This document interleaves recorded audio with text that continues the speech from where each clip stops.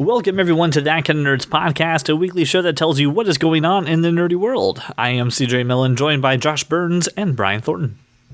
What up? Hello. Universe. The universe? Yes. Wow. I'm assuming, like, in 1,000 years, aliens will be listening to this message. And they will learn of our nerd culture and say, I don't want to go there. On second thought, Let's not go to Camelot. It's a silly place. It's a silly place. That was good, Burns. That was good. Listen, I got some follow-up that we need to touch on before we get to the topics this week. I'm actually really Follow-up? like a real podcast with follow-up. So first, Austin Winchester reached out to us after the last episode and said, hey, just to give you a heads up, my wife and I have 2 rabbits. A majority of the rabbits' diet is supposed to be hay. So Brian got this one right. Yes! He said a specific kind of hay, though. He was Timothy very... hay, which I thought was I thought they were eating a person at first. It was like, what kind of hay? People. Timothy? Austin Winchester. Thank you so much. You, sir, can join the supernatural demon hunters. You sound like a Winchester brother, like the lost brother, the 4th brother that maybe they didn't know about even after they didn't know about the 3rd one. Great job. I feel validated. Fuck you, Josh and CJ. To which I replied, I can't tell you how big you just made Brian's ego. I doubt his head will fit through the doors now. Ah, yes. It was quite a feat, but I made it through. I keep my ego in my pants. Oh, yes. Now, Mr. Burns, I was informed that your wife had some feedback to our Family Feud conversation. Yeah, we all fucked up how many people are on Family Feud, by the way. Melissa texted me the same thing. So Laura and Melissa both called us out saying, hey, there's not 8 people on Family Feud. Like, get your shit together. And again, I would like the record to reflect that I did say that we should replace me with Laura, because I would not be good at that. So, sorry. Sorry we were wrong about both of these things. Now, the other thing is, Josh, you had also questioned the brilliance of our superfan TD. Said, has his brilliance been confirmed? Documented, yeah. Has it been documented? Yeah. So he called in and wanted to give you a reply on your question there. Ooh, we have a message? We got a message. Hey, yeah, this is your favorite TD calling in. Josh, I'm going to hold you accountable to that beer. I would gladly love it. To give you a heads up on Smarts, I would be absolutely terrible at Family Feud, and I would go for moral support, but I don't think I would actually be able to participate, as in I would probably get too nervous while the cameras are rolling, or when Steve Harvey asked me a question, or one or the other. I don't know. Anyway, sorry you haven't heard from me in a while. I just have been busy with work. I've been listening to you guys each and every week. I love it. You guys are awesome. I'm so glad you all are back together. I know, Brian was missing, and then Josh was missing, but now you're all back together. I love it. All right, guys, keep up the good work. I will catch you guys later. See ya. I got to figure out where this dude lives so I can catch up with him for a beer. I'm serious. But listen, at least he was honest to say, hey, thanks for the offer, but I would be awful at Family Feud. Yeah, I would be take terrible. Take him off the list. But Josh, in your travels Good. across the country, yes, you must get him up here now. Yeah. All right, so listen, if you ever have any feedback about the show, there's a couple ways that you can get to us. First of all, you can always email us or tweet at us. Just search at That Kind of Nerd. Or you can call 484-373-4119 and leave a voicemail just like TD did, or text us just like Austin did. So thank you guys for your feedback for last episode, and I can't wait to see what you guys have to say about this week's. So, Brian. CJ. Your genius mind has helped me with a problem that I have. It is a genius mind. It is indeed also a beautiful mind. We don't have a segment name for when we talk about movies and TV. So Brian, it is now time to talk about the world of movies and television, because That Kind of Nerd is going to go screen to screen. Okay, so the theme song is coming.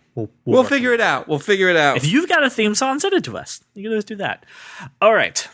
Josh, you had an issue going on today that I think would have been helped by this news that just came down the pipe here about movies anywhere. So Disney decides that, listen, this having your movie collection on multiple services is getting a little hard to manage. So goodbye Ultraviolet, goodbye all these other things. Let's get all your movies in one location in a place called Movies Anywhere. I mean, they really dug deep for the name. My freaking Vudu just popped up saying, "Do movies anywhere." And I was Yeah, like, so what the you're right, fuck? Brian, because it is now Amazon, Google Play, iTunes, and Vudu are all getting together so all your movies can be in one place. Asterix! The only studios, though, that are complying with this, that are doing this, is 20th Century Fox, Sony, Universal, Disney, and Warner Brothers. So pretty much every major new movie studio. Right, not all of them, but I don't give a shit about Focus Features. Fuck them. but a majority of them, the ones that you actually care about. But what's great about this application, too, is that it's going to work on iOS, Android, Amazon Fire TV, Apple TV, Android TV, and Chromecast, and Roku, as well as web browsers. So, like, anywhere you watch movies, this is available. And you can even purchase movies through this, and you can see which one has the lower price. Now, there's a lot of that's catches. cool. There's a lot of catches to this, though. If you're using it on an Apple TV, the only place you can purchase a movie is the iTunes Store. So it won't show you the others. Yeah, but if I, but what if I purchase it on my PC or a phone? It won't translate to my library? It will. But like, if you're on the Apple TV and you're like, man, I really want to buy Baby Driver, which you should. That movie is awesome. I'm watching it. It's only going to give you the opportunity to buy it from iTunes Store. So it's pretty cool. Here's another thing they're doing. Brian, you got the message saying, hey, do this. If you're signing up right now, they have a small trial period. I don't know the exact dates. I'm sorry. Go to their website for more. They are giving away 5 free movies for joining the service. Yeah. I like movies. Yeah, but they're not great. It's the new Pirates movie, the Lego movie, and then a couple other things that I have already forgotten about. I have the Lego Of movie, course but you I didn't do. see the new Pirate. I heard the new Pirates is actually pretty good. I heard Tale. Perhaps Dead Man's Tales. There's obviously a couple catches to anything that sounds too good to be true. So I will include a link in the show notes to an article that has a write-up about this. But I think this is awesome. This is a huge thing that I know a lot of people have been trying to manage when it comes to lock-in, right? A lot of people were saying, hey, if you have a huge iTunes library, it's about time to buy a new 4K Apple TV because you like 4K and you have a lot of content in there. But a Roku 4K is like $100 less. And if you can watch all your iTunes stuff on that Roku, No. it's an interesting thing for people who don't like the price. You're doing it wrong. I agree, but listen, it's a way to finally get your iTunes content off the platform. I mean, I have an Android TV. Can I control my Roku with my iPhone? Yes. No. Yes. Not well. You can. Yeah, Yes, you can. functionality becomes an issue. Now, come on. I even have to say that's a little fanboyish to say, but No, I'm telling you, it's in my mission control. I flip up. There's my Apple it's TV in your remote. control center. Yes. Yeah, mission control. No, it's control center. Your control center. Speaking of fanboy, you're being too fanboy. No, you're being wrong. So, Brian, you have a massive movie collection, right? I have a what? You have a massive. I have movie a collection. massive movie collection. Yes, Yeah, we're doing this bit again. it's massive. So just like we've talked about with, I forget the name of the other app where you could scan in the DVDs. Vudu does it. This will, Vudu. So you can do that again and have that work on this. The problem with Vudos, the problem with Vudu's is that it's only certain titles. Can Yeah. I do like everything through Movies Anywhere, or is it still select? select just like Vudu because it's using Vudu because you have Vudu in there. And from Select Studios. I want my entire 800 movie collection and growing in my digital library. I hear you, but listen, if you're thinking about buying, I don't think you do, CJ. Otherwise, this would be done by now. I'm not in control of this. You're the man who makes things happen. That's what I found out. We Listen. talk about something and it happens. So bottom line, listen, the 5 major studios, Sony, Fox, Universal, Disney, and Warner Brothers are going to all play nice, allow your collection to go all over the place. This is a really good thing for consumers, and let's hope that Paramount, a couple other studios get on board with this. And I'm also kind of curious as to, how you are going to be using this, listener. How are you going to go ahead and get all your movies together? So I'm very curious to hear what you think about this topic. All right, so continuing down the world of television and your mobile phone, HBO has announced a iOS app-based TV show called Mosaic. which has multiple endings. And the way that I can kind of describe it to you is like a choose your own adventure of this television I show. just thought of that, and it sounds awesome. I don't know what it's about, but it sounds awesome. Is it crowdsourced? Is it like No, so it's all made, right? So So you know how like when you read the Goosebumps Choose Your Own Adventures, you would get to like the end of the chapter and they're like, if you would like to go up the ladder, I go to understand. page What I'm 45. saying is, right, I mean, you would need people to interact based on the app. no. So this is, as you watch the show, you make decisions that help shape the outcome. Right, and then the next clip plays. Hey guys, I understand. I get it. What I'm saying is it can't be different on everybody's screen. It's got to be crowdsourced somehow. Like it's got to be the majority vote, right? No, it's different on everybody's screen. You get your own story. Yes. How does this work? They filmed every choice that you can make already. Wait, Just or like is a it choose or your is own it adventure is book. it on Sunday at 9:00? No, because it's an app. It says it's an app-based show. Is it an app? Yes. Is Here. it a show? It's both. So it's not a show, It is a show. but I have to watch it on my phone. I mean, I'm sure you could get it on your television through, AirPlay or something. And then after you like follow one path, you'll say, "Oh, all right, that was great. Let me go back. Let me watch it from a different perspective, and I may even get a different ending." I think it's interesting. I don't think it's revolutionary, but like I used to love those Goosebumps Choose Your Own Adventure books. This seems cool. Yeah. I'm all about this. This also includes some additional content to get behind a little bit of the world of the show. So it has stuff like newspaper clippings, voice recording, character profiles, just various pieces of content to kind of get you into the world. And it's a murder mystery element to it. I think it looks really interesting.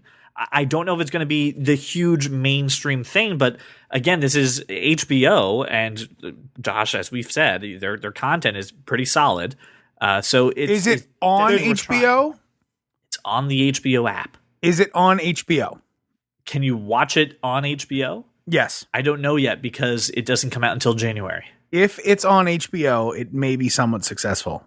If it's not aired I doubt on it because there's HBO, no interaction with your TV. then you're done. Then it's done. I don't think so. I think they're testing the waters because they're filming like 16 different endings to Game of Thrones, and maybe they'll do this for season 8 of Game of Thrones. Here's the other thing too. They had talked a while ago about doing app-based, phone-based content, and everyone thought they were going to truncate shows, take Game of Thrones, and then cut out the boring stuff so that when you watch it on your phone, it's a shorter episode and easy for you to consume. This is what they were talking about. But I think it's cool that you can get different versions of the same scene and get different endings based on your character perspective. And Brian, you're absolutely right. I think of Goosebumps. I mean, I love those books. So this is going to be a lot of fun. So for me, you can count me in on January 2018, downloading this application and watching it. I think I'm going to give it a on try. January 2018. Yeah. When did we condense that month into a day? No. I just, time is wibbly wobbly. So it's just the whole thing. Just kind of happens all at once. All right. So Brian, it sounds like you're on board with this too. Excuse me. Yes, I am. And Josh, you're saying I don't want your fancy new way of telling stories. Just keep it the same and get off my lawn, you kids. Just put it on the TV and let me watch it. For fuck's sake. Why does everything have to evolve? It's ridiculous. Darwinism? I don't know. This is going to be the first guy weeded out. Is this shit like experimental? It's just dumb. What's the point? New way to tell stories? People like storytelling? I don't know. No. All right. How about this? People like being told stories. People don't like going, oh, I wonder if I choose a different one, what'll happen? That's why D&D is completely played by nobody. This is why, just like Brian and I just said, we gushed over Goosebumps Choose Your Own Adventures. CJ, there's a that's why people finite won't like number that of stuff. plot points that you can choose. So you're always going to, it's never going to be what people want it to be.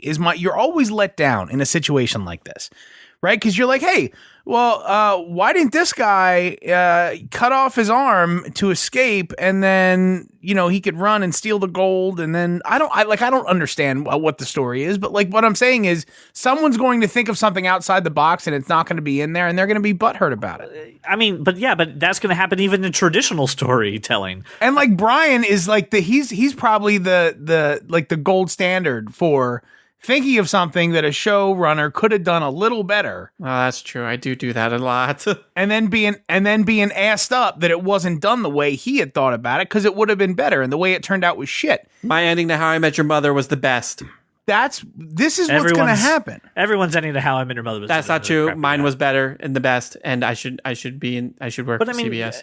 and Brian, you're probably gonna have to correct me on a few of these examples. But if you look at like what was the game, Heavy Rain? If you look Yes. at Mass Effect, Yes. which was again your decisions and your choices give you a different game, give you a different outcome. These things were wildly popular, and Heavy Rain was basically a movie that you just press a button every 10 minutes on. Not every 10 minutes, but yeah. Yeah, but I mean, and people loved it. They thought it was a great way to tell a story, and people watch it on Twitch. People play it. It's a little different when you're talking Yeah, about there were video You're really games. talking about a very specific type of people, And who? and you're not talking about the masses. And I didn't again, say. I said that this wasn't for the Well, masses. I'm here to tell you this is not for the masses. I know. I said that. Okay, well, what if it's not for the masses? Then it's already dead in the water. It's failed. Not in my eyes, it's not. Well, not in your eyes, but you're not funding it, right? The masses fund shit, and if the masses aren't behind it, then it fails. Debbie Downer over there. No, I mean, that's I the know, truth. All right. I'd like to do a quick straw poll here to really prove a point. Make some noise if you've watched Carpool Karaoke on Apple Music recently. Of course I have. Yeah, I have. Really? Yes, like all the episodes I've only seen the first one, but on I Apple have watched Music it. on my phone. Okay. Yeah. How about Planet of the Apps? No, It's all the That's only you. Right. Okay. So, besides the two of you, the success of Apple's original content has not been very well received. And they're trying to change that now by starting some original content with Steven Spielberg and his project Amazing Stories. So I think this is pretty awesome because I think they're giving him a $5 million budget per Holy episode, I heck. think. Per episode. $5 million per episode. That's some Avatar money right there. to make some money. And it's apparently going to be like an updated Twilight Zone or Outer Limits. So it's going to be a little, off centering and kind of giving you a different perspective on things. And this is going to be included within your Apple Music subscription, or hopefully they put it somewhere else and they make it interesting. But I'm curious what do you think about having Steven Spielberg do original content for Apple exclusively? all right. I like some of what Spielberg's done. I mean, he's got time. He's not doing much. He's just doing Ready Player One. He hasn't done a movie since Ready Player One forever. So sure. And Ready Player One is done. It's all wrapped and ready to go. Yeah, well, I'm sure if it's wildly successful, they might take him back for the sequel. But Please don't make a sequel to that. you don't think I'm gonna make a sequel? Please don't make a sequel to Ready Player One. I'm pretty sure they'll probably make a sequel. Oh, please don't. I think I know Hollywood, and if it makes a bunch of money, they'll make a sequel.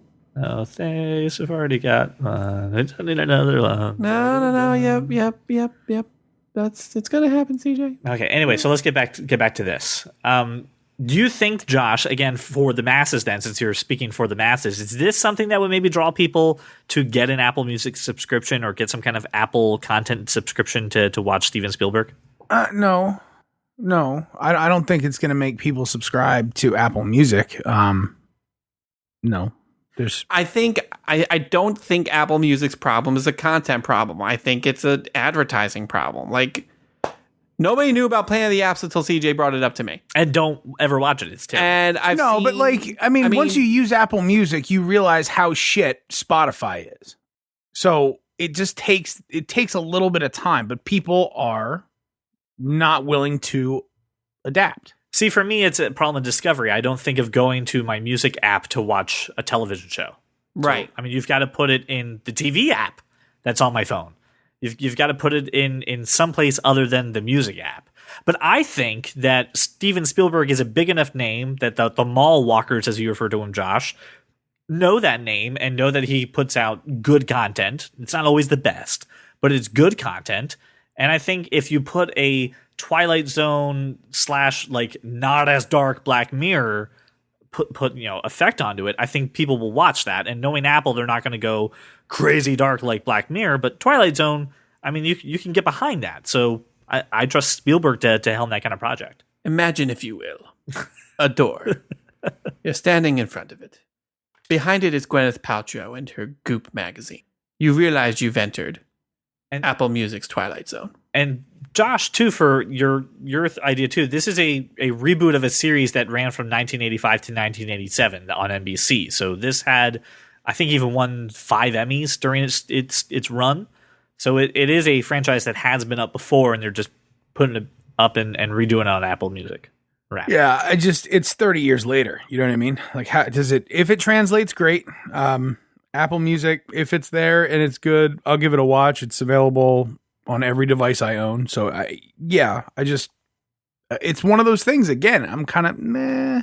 All right. And Brian, what do you feel about that? I know you're a Spielberg guy. I'm curious. What do you feel about this? I am a Spielberg guy. I do love me the Berg of Spiels. Honestly, like, just like you said, I don't think of Apple Music to watch my content. So that's why I've only seen like the first episode of Carpool Karaoke, even though I really enjoy that bit. I think it's hilarious. I'm not gonna lie, this will drop. I won't remember until like 4 months later, and hopefully I'm caught up on the 16 other shows I need to watch before then. You won't. And then I can watch it. No, you won't. No, I won't. I have life. Get your act I have together. life. Okay. All right. I am excited about this. I think it'd be very interesting. Just, I hope they make a change and it's not on Apple Music. If it's not on Apple Music, I'll remember and I'll watch it. It is now time to talk about the world of comics, how it's affecting TV, how it's affecting movies, but most of all, how it's affecting Brian. Ladies and gentlemen, it's time for Cape Talk. It is time for Cape Talk. Sorry, my throat. I did a hardcore Creed impersonation earlier tonight. It's a sore. So, Brian, Fox has dropped a trailer for a movie. You can already tell, guys. For a movie called The New Mutants. And it is a horror movie about the X-Men? He says with utmost question to walk me through this trailer and what's going on here. I wish I could, CJ. I wish I understood what the fuck Fox is trying to do with their X-Men franchise. Because yes, you are correct. This is a movie set in the X-Men universe. And yes, you are correct. It is also at least advertised as a horror movie. This is not the combination of peanut butter and chocolate. This is like putting peanut butter with asphalt. It's not gonna taste good. And my teeth are just gonna hurt. Butter and asphalt. Pickles and baking soda. I don't understand. Okay, so Here's what I don't understand. No. Don't give me any fucking context. I watched the trailer. I don't get what Fox is doing.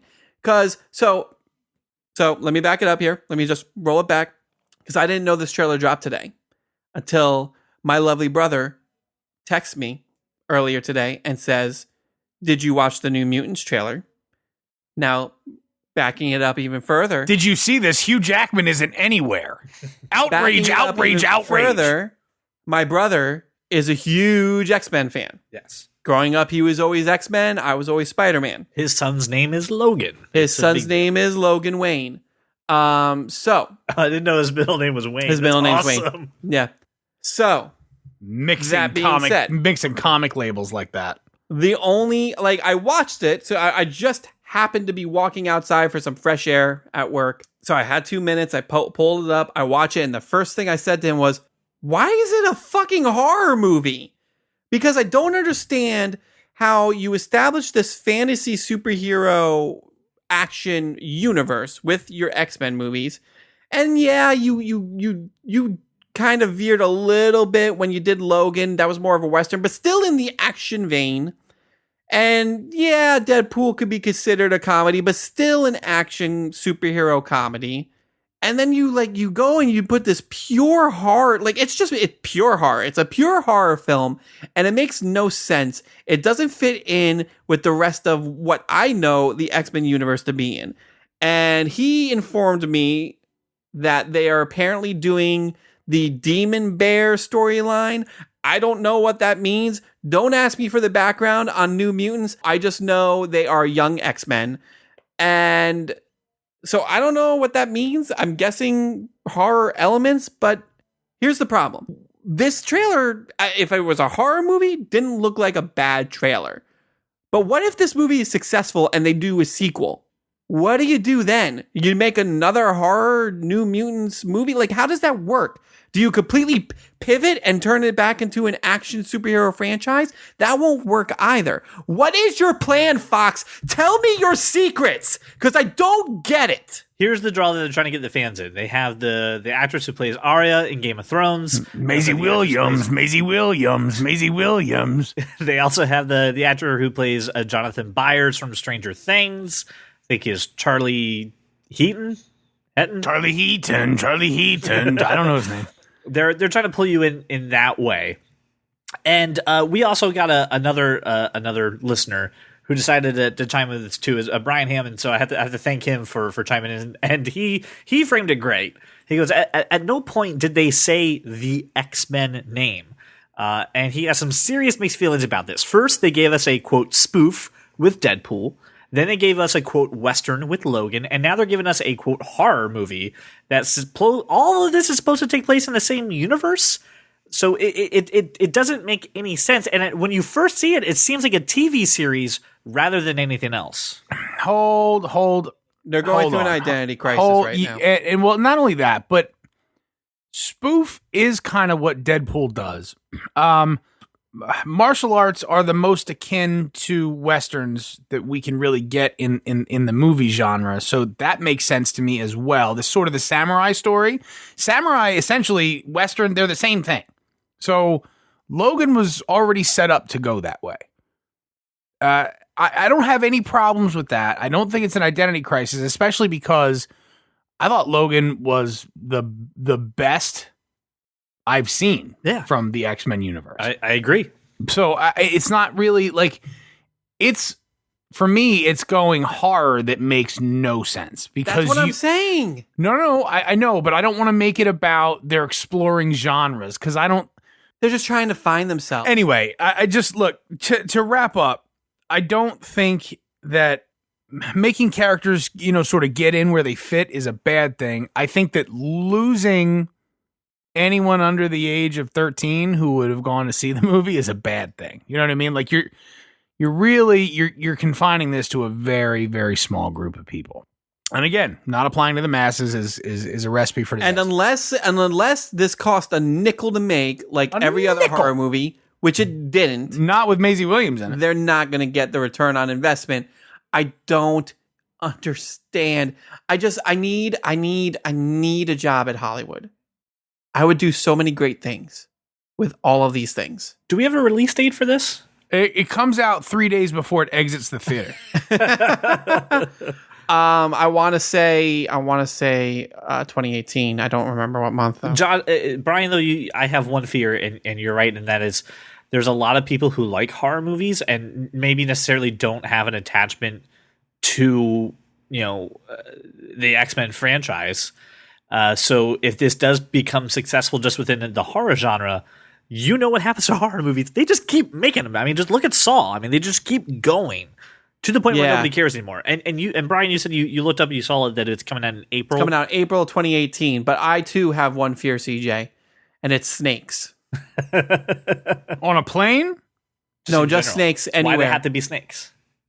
Can be snakes on a train, on a plane, in a box with a fox, in a house with a mouse. Ugh. So Brian, let me do this for you. All right, I at least owe this to you. Let me give you a palate cleanser. Let me give you some faith back into the world of comics. Right? Let me round out this Cape Talk with happy news.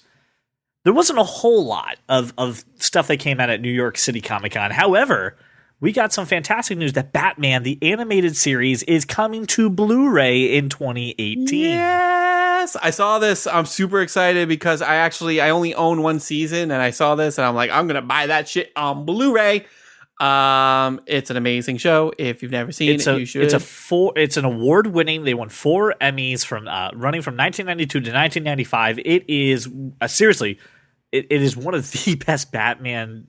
It is the cartoon that every superhero TV show and movie has taken notes from. Absolutely.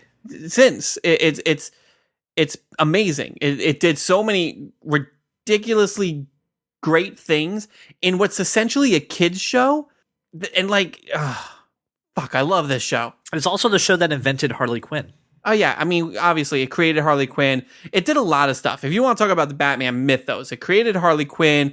It re-envisioned the entire origin story of Mr. Freeze, which is the origin story that they use now. It just changed so much for that character in general, and I want it now. When's it come out? I just have it from my source here. Just 20. The answer is not soon enough. Not soon enough. That's very true. Can I has now? I wish you could. It's supposed to be come out later in 2018. That's what they said. It's coming through Later? coming out through Warner Brothers. So hopefully it should work with movies anywhere. So you can buy it and watch it wherever the hell you want. Listen. I'm just gonna say my birthday happens to fall in like Q3, and Christmas is in Q4. So they release it towards the end of the year. Just saying. All right, and then the last bit of Cape Talk news is we also got a new trailer for the Justice League movie. And I have one thing to say about it. I can see color. I see things. Yay! I see London and France. I still don't. You know what, Brian? You were right on this. I don't like what they're doing with the Flash. You were right from the beginning with this, and I owe you an apology. You were absolutely right. I do not like what they're doing with the Flash. I said, give Ezra Miller a chance. I have given him a chance. I am not sold. I'm not sold on him. I'm still not sold on him. But dude, I'm hoping they'll change it. everything else about that trailer, was Movie great. looks awesome. Movie looks the movie great. does look good. I don't know if you noticed this. It was very Aquaman heavy. He was in it Yeah. a bunch. Yeah. And he It's looked just great. Jason Momoa going, yeah. Yeah. I love that. Cyborg looked pretty cool, even though he wasn't in a ton of it. Wonder Woman, Gal Gadot, she's just fucking wonderful in everything that she does.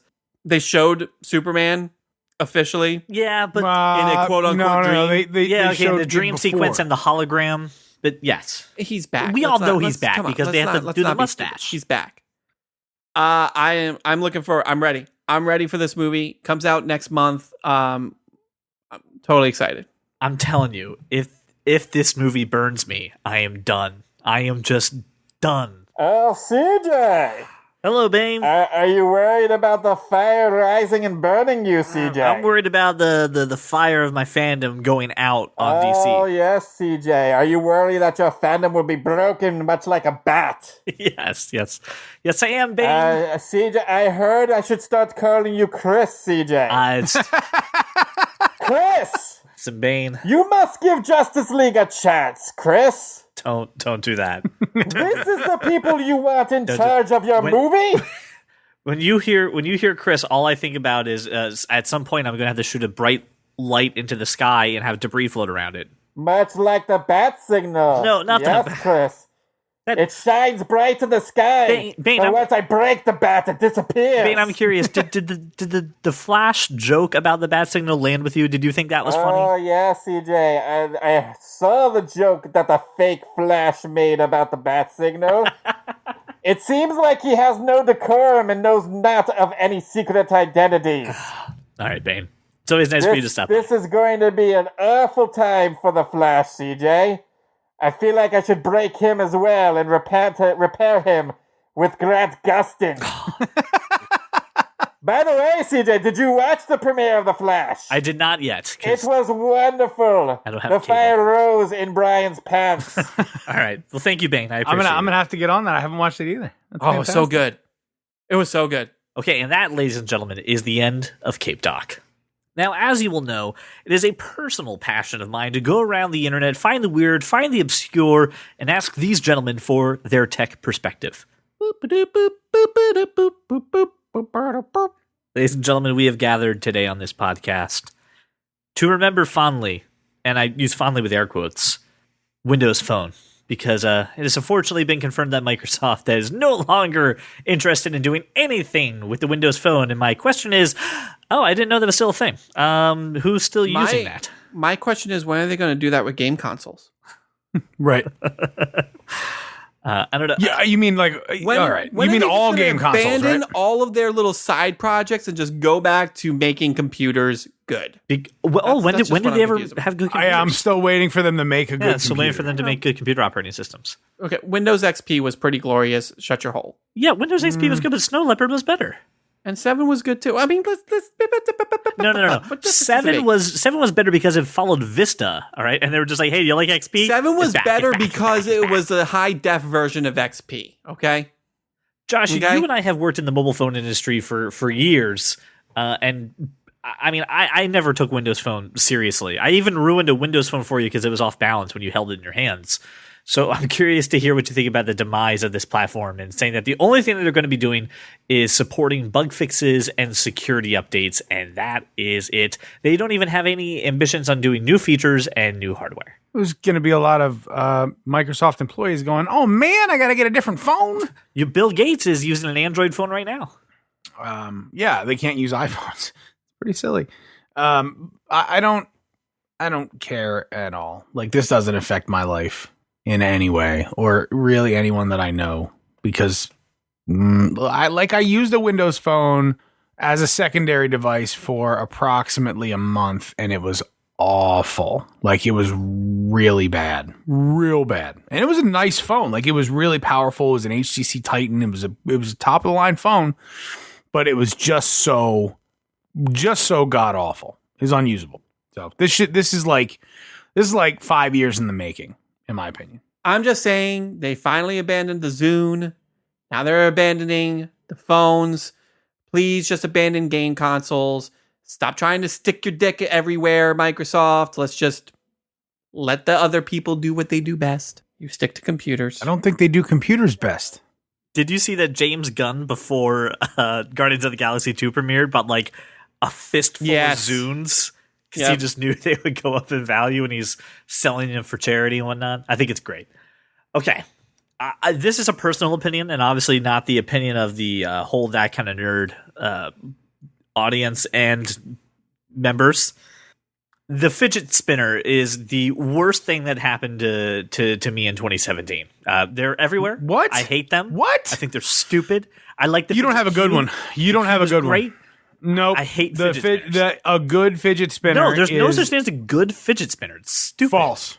False. Mine is the bat symbol, and it's awesome. It's dumb. Brian has seen. I have a Batarang. I have a you do. Spider-Man one. yes, do. the Spider-Man. I am jealous of the Spider-Man one. The Spider-Man one's pretty dope. It's metal. It's really well balanced. The problem is you're looking at people who are using these $5 pieces of shit fidget spinners and going, "Oh, that's a fidget spinner." I'm looking at people like That's Kim not. Kardashian having her own brand of fidget spinners. And I'm looking at you guys spending more than $30 on a fidget spinner. Kim Kardashian has her own brand? Oh, yeah. That's stupid. I agree. But here's the thing that takes it to the next level. There is a cell phone manufacturer based out of Hong Kong that has made the world's first fidget spinner phone. No, I want a fidget spinny little phone. I want it as a secondary I know device you to do. carry around. It is 1.4. It's got a 1.4 inch screen, comes in 6 different colors, has 32 megabytes of internal memory, which you can expand up to 8 gigs with an SD card. It's, CJ, it's a burner. I know it's a burner. Well, great. Give me a burner. It's $20. That's perfect. Only being sold in India, and other versions are floating around on Amazon right now. Why? Sounds Why is this perfect? Josh, what in your life now do you need a burner phone for? I don't, but I want one. You just want the novelty when I need that getaway driver. I He think needs that you're burner. you're really messing up want versus need here. Like I don't need it. I want it. I want it now, and I want a phone that's spinny. This is so dumb. I agree. This is dumb. Fidget spinners are not, but this is dumb. Can you imagine some drug dealer on the corner just kind of spinning his phone Yup. while Yup. he's dealing out shit? Sure can. Omar coming. Like, there's the fuzz, and he's just spinning. No, Yep. so dumb. Listen. When you come to meet me for the drugs, 1 spin means we're cool. 2 spins means you need to back off for a little bit. I'll give you the signal with the 1 spin. I'm spinning it with my right hand. I'm holding, left hand not holding. This is the one pitch is so if you have a stressed out kid, but also need them to be able to be secure, buy them this stress relieving fidget spinning phone. Or if you're No. just a drug dealer who likes to fidget with things. This is so dumb. Because listen, you your pockets are full of drugs. You don't have room for a fidget cube. No. You got a runner boy. You got a runner boy around the corner. Your pockets aren't full of drugs. That's silly. Brian, this is why you need to watch The Wire at least, right? Get some fucking. Your pockets are full of money. Yes, you don't hold the drugs and They're the money. full of something. Is my Stop. point. All right. Speaking of things that are Clearly, I've never bought drugs. your dad would be happy to hear that. I'm sure he. So is. speaking of things that are just weird and obscure, and Josh, you have to tell me about this. I don't even know how to properly segue this. Porsche, if you want to get fancy, has now launched a car subscription service. Sure have. Okay, explain to me what the hell is going on. Porsche has launched Passport, which is their car subscription service, launching in November in Atlanta.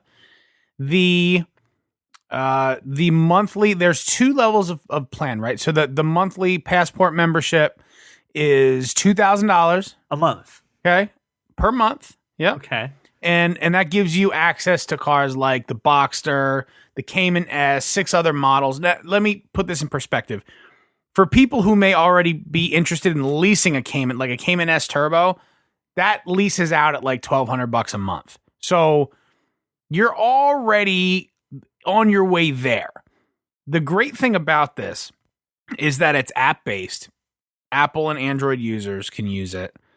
They open their Passport app. You can change your car daily, right? So I'm driving a Cayman S Turbo around, but for the weekend, we got to take a couple bags with us, so I'm going to grab a Macan. And then next week, when I pick up the in-laws coming into town, I'm going to grab a Panamera, a 4S. And again, I'm going to the higher Right. $3,000 a month plan. But this is launching in Atlanta. So where my head goes is that every professional athlete, record exec, and lawyer in the Atlanta area just made an appointment, right?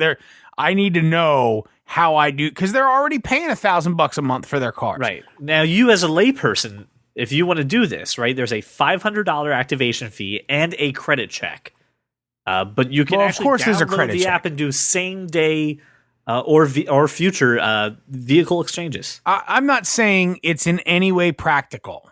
What I'm saying is, if you've got the money, why the hell wouldn't you do it?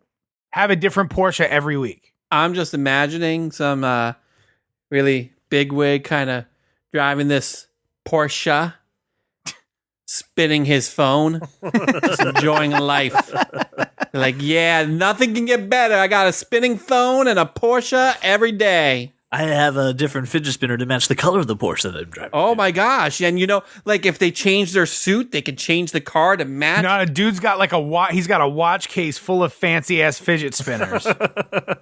Spinning them though, right? It's got the gyro. Oh yeah, like it's one of those things that's constantly spinning. They're permanently spinning in there. Yeah. I want that. I'm imagining this going, oh man, I got my Netflix subscription coming up. I got Hulu. I also got the Porsche subscription. Got to remember to renew that. I understand it's an extravagance. I'm not saying. However, Porsche understands its audience. They get it, and they know that people are willing to pay. All right, so moving on from the world of extravagance back into the world of technology right on is Nintendo, Brian, may have just hinted that there'd be a Game Boy Classic Mini coming out, I don't know, maybe 2018, but a Twitter bot that picks up on Japanese trademarks has found this trademark floating around, and I'm really curious, do we need a Game Boy? Yes.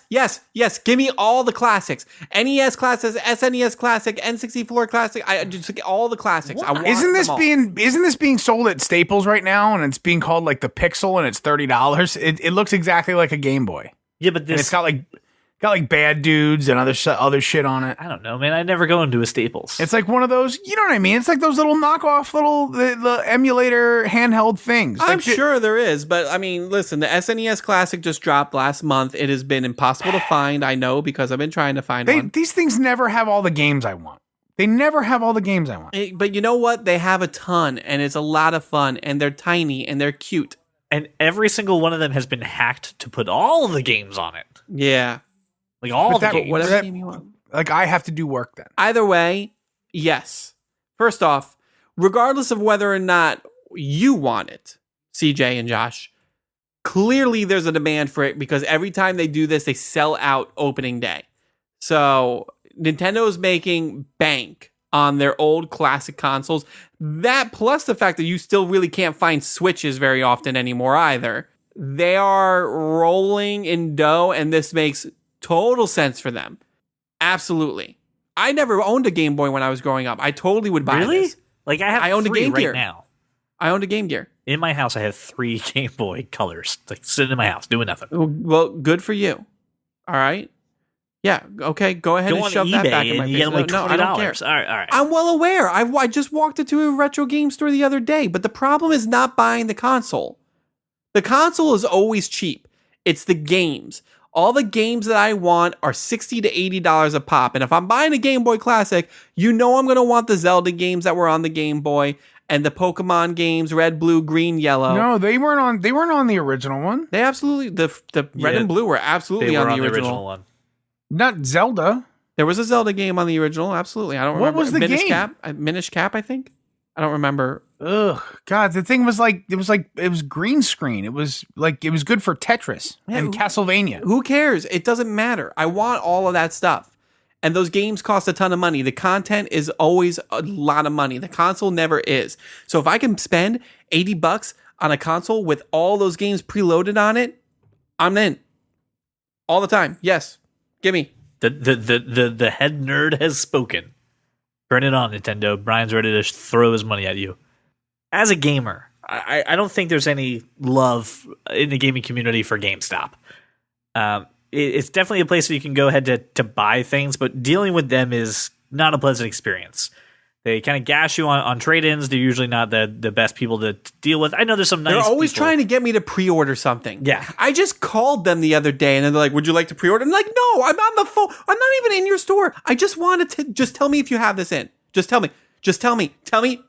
Do you have it in? Do you have it in? No, but would you like to pre-order? No. Bye. And this is going to feed into an issue I have with gaming at large. However, this next part is very common practice. If you pre-order a game, Brian, at a specific retailer, in this instance GameStop, you usually get early access to either content, downloadable content as well, or specific missions based off of where you purchased the game, right? And where you pre-ordered it. It's just the way gaming works now. Go to a place and get some stuff because you pre-ordered it there. Sure.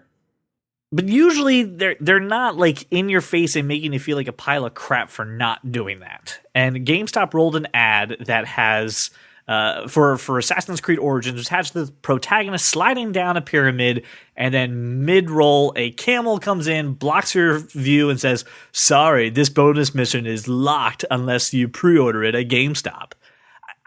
I'm used to getting the, hey, this thing's not available because you didn't pre-order it. I'm not used to getting slapped in the face by a banner ad.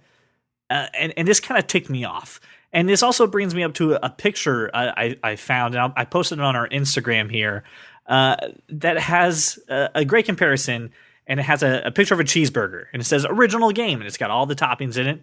Then the expansion 1 was a soda. Expansion 2 is fries.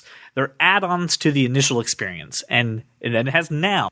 The original game has the buns, and then all the accoutrement that comes with it as DLC. So the meat, the tomatoes, the lettuce, and then your bonus pre-order is your condiments like ketchup. I got a real problem with how this burger, the original game, was assembled. There's you've got tomato on the bottom, and which is just That's wrong. And now it's just saturating your bottom bun, which is stupid. I agree. Then you've got the burger, and it's draped with this piece of what now is just wilty lettuce. This is a poorly assembled burger. I agree. Like at best, it's poorly assembled. I agree, but so I don't want that original. I don't game. want. Well, neither do I. But that's the world that we live in now, though. But Brian, this is my thing, and I really hope. And we've talked about the gaming industry and how we want to revolutionize it for years. I don't game anymore because this is the experience that I'm feeling. Is there hope on the horizon at all, or is this just the way it is, and I'm a cranky old man because times are changing and I don't like it?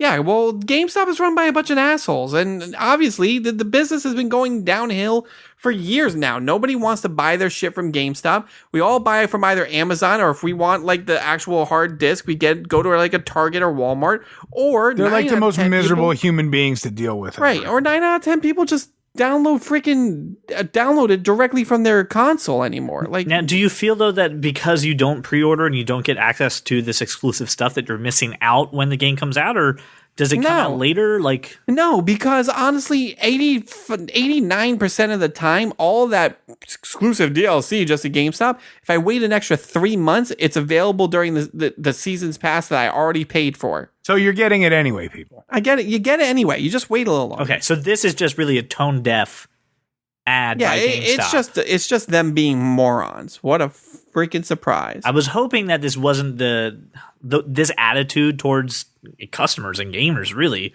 wasn't the actual industry, and it's just the one person who really has no competition really. I mean, I know you just said Target and Walmart and Amazon, but like, I mean, I can't think of another place I can go for used games, like at all. I can't think of one. But no one buys used games anymore. Like, That's all I buy. I buy exclusively Yeah. used games. Anytime I buy no. something that's used to. I don't. I haven't bought a used game in forever. I mean, the only person that plays video games in my house is Christian. He doesn't need new games. Yeah, and I mean, that I play makes sense games for every you. 6 months, and that's it. You know, I play one. Yeah, game and the whole year. that makes sense for you. I mean, like, I'm at the point in my life where if I want a game, I'm gonna buy it the day it comes out for $60 and I'll play it. I don't buy games just to try them out. Like, people who buy used games don't know how it is, so they just pay $30-$40 for it, try it out, and if they freaking don't like it, they didn't spend $60 on it.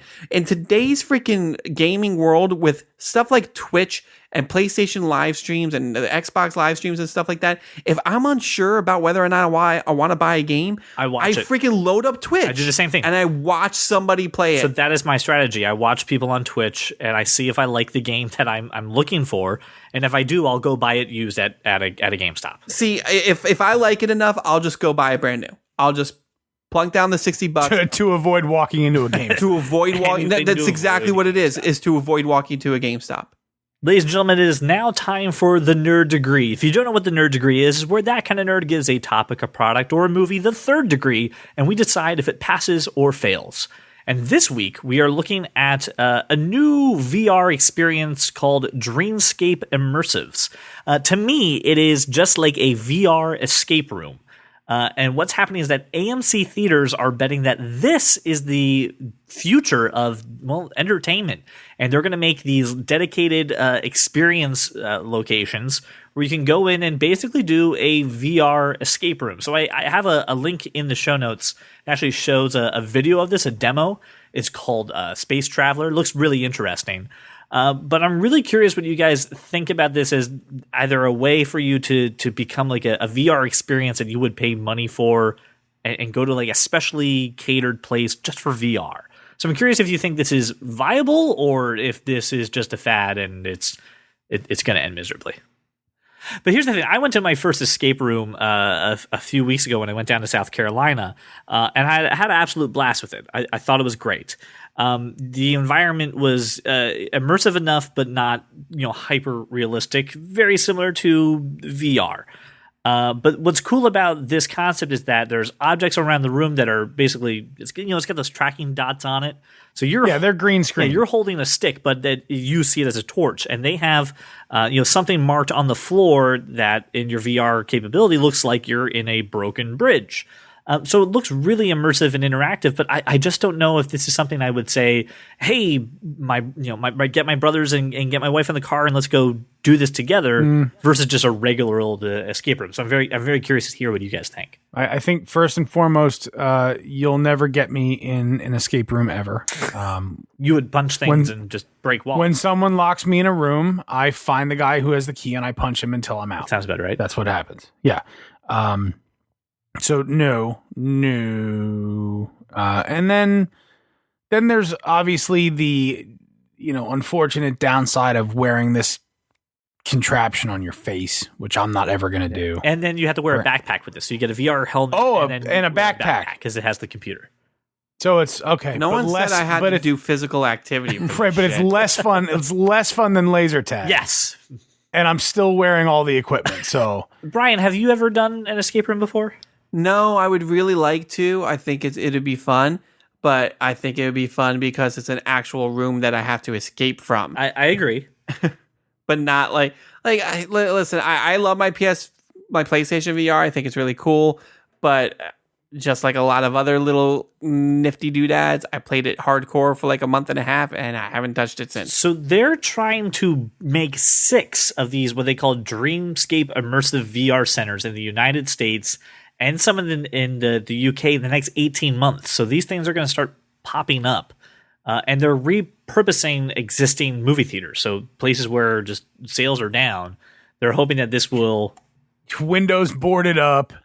These are going to be in amazing neighborhoods. the old dollar theaters, right? It's going to be, this is going to be a shit show. So I'm just curious, Brian, too, because just like you said, you have a PlayStation VR, and you thought it was interesting, but I mean, this isn't fully fleshed out yet. I think they're rushing this.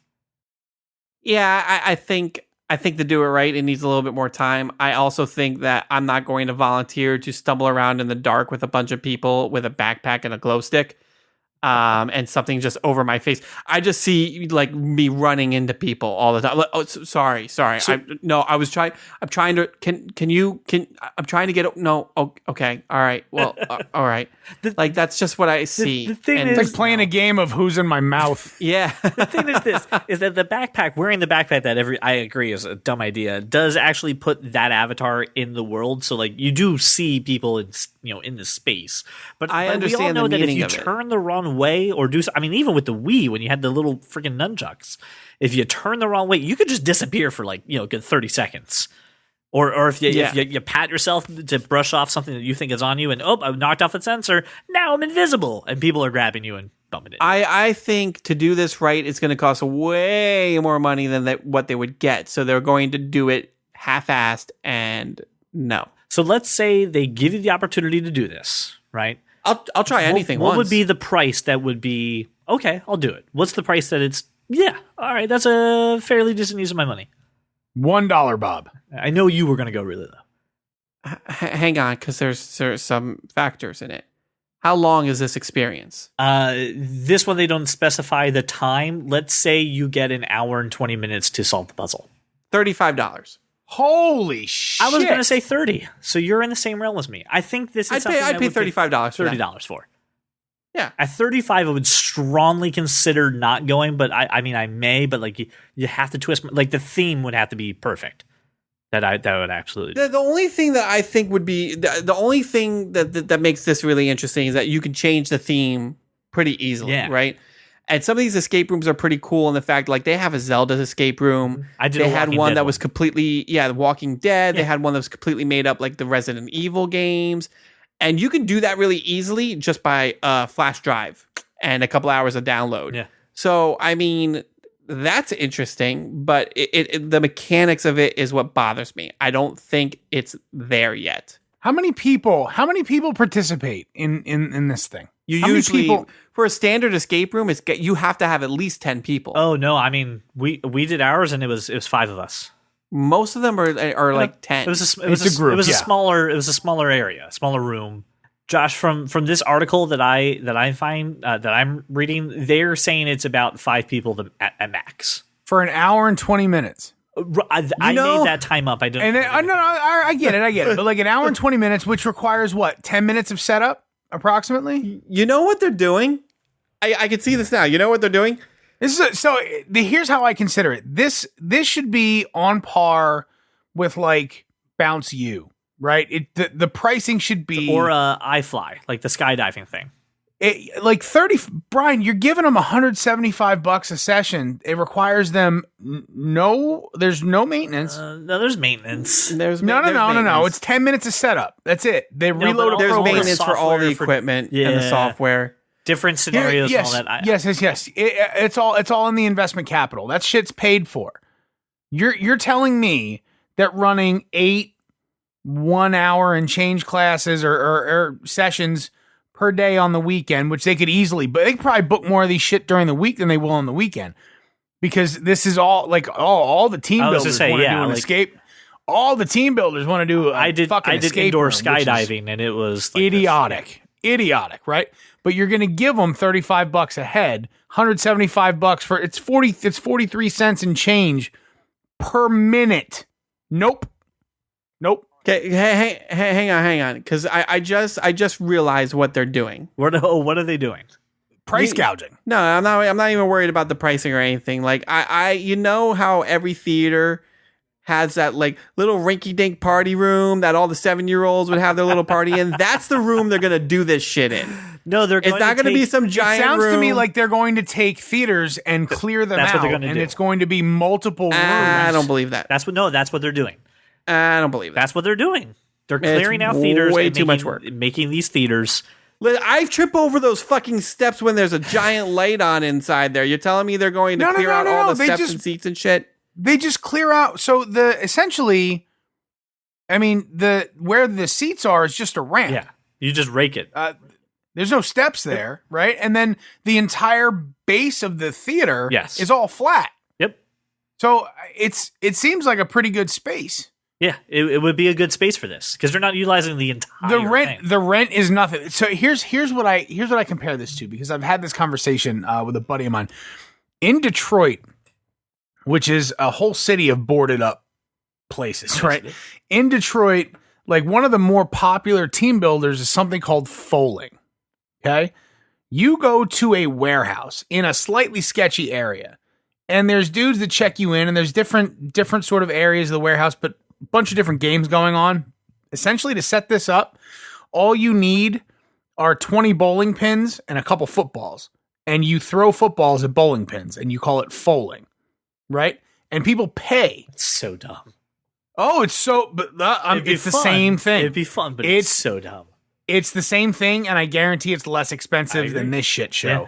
To which I award zero So, Fabergé. So eggs. here's the criteria though that I want to do for our ranking. And again, we use the same ranking every week.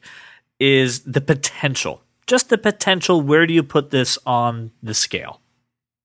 Of Fabergé eggs, Fabergé eggs. What else would we make the scale, Josh?